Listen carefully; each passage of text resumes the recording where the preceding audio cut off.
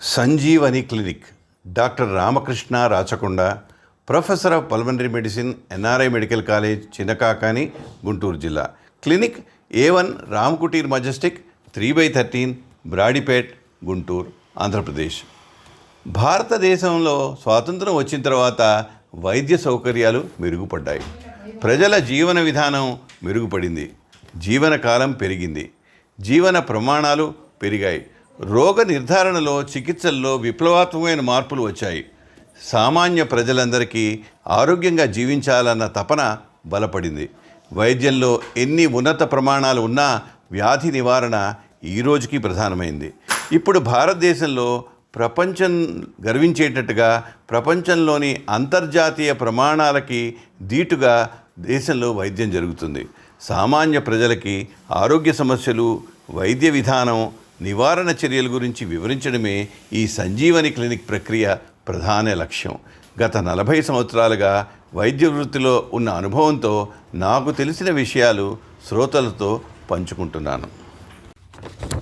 నిపాహ్ virus వ్యాధి సేకరణ doctor Ramakrishna Rachakonda, Guntur.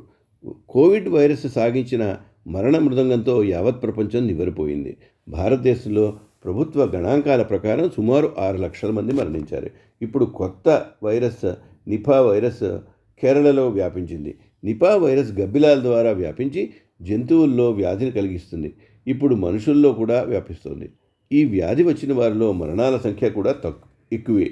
ఈ వ్యాధి ఈశాన్య ఆఫ్రికా, ఆగ్నేయ ఆసియాలో ప్రబలుతోంది. నిపా వైరస్ హెనిపా వైరస్ జాతికి చెందింది. హెర్నిపా, హెండ్రా వైరస్లు మానవ వ్యాధిని కలిగిస్తున్నాయి. తక్కిన హెనిపా వైరస్లలాగే Nipah virus single stranded RNA virus. తక్కిన పారామిక్సో వైరస్ల కంటే పొడవైంది. వైరస్కి ఎన్వెలప్ ఉంటుంది.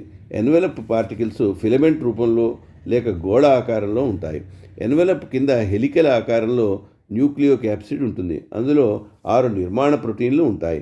Nucleo capsid N, ఫాస్ఫోప్రోటీన్ P, matrix protein M, fusion protein F, glycoprotein G, RNA polymerase L ప్రోటీన్లు ఉంటాయి. ఇతర నిర్మాణేతర ప్రోటీన్లు C, V, W కూడా ఉంటాయి. గ్లైకోప్రోటీన్ ఉపరిభాగంలో వైరస్ మానవ లేక జంతు కణం రిసెప్టార్తో బైండ్ అవుతుంది. గ్లైకోప్రోటీన్ హెడ్ యాంటీజెన్ వలన యాంటీబాడీ తయారవుతుంది.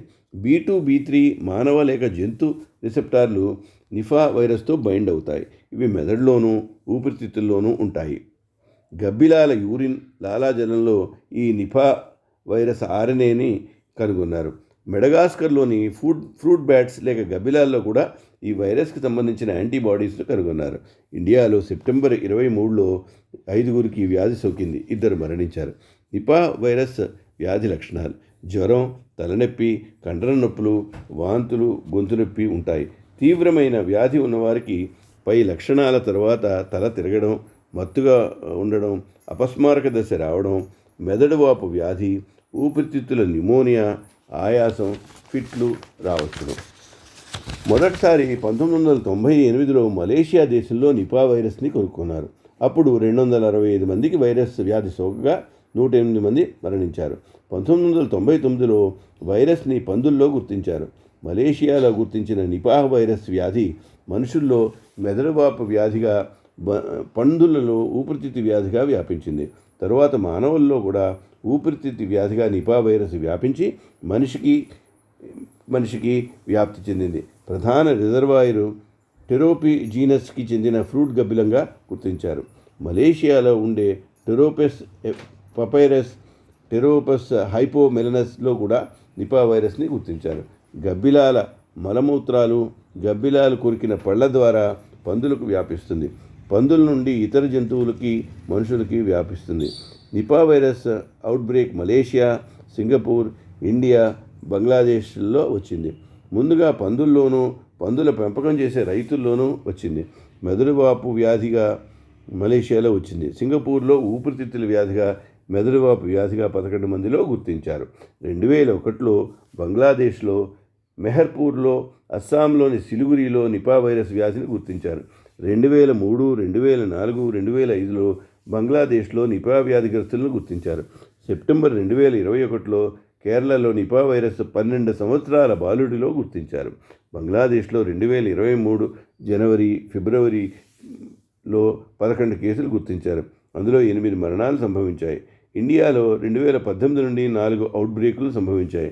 ఆగస్టు 2023లో కేరళలో 6 నిపా కేసులను గుర్తించారు. 2 మరణాలు సంభవించాయి.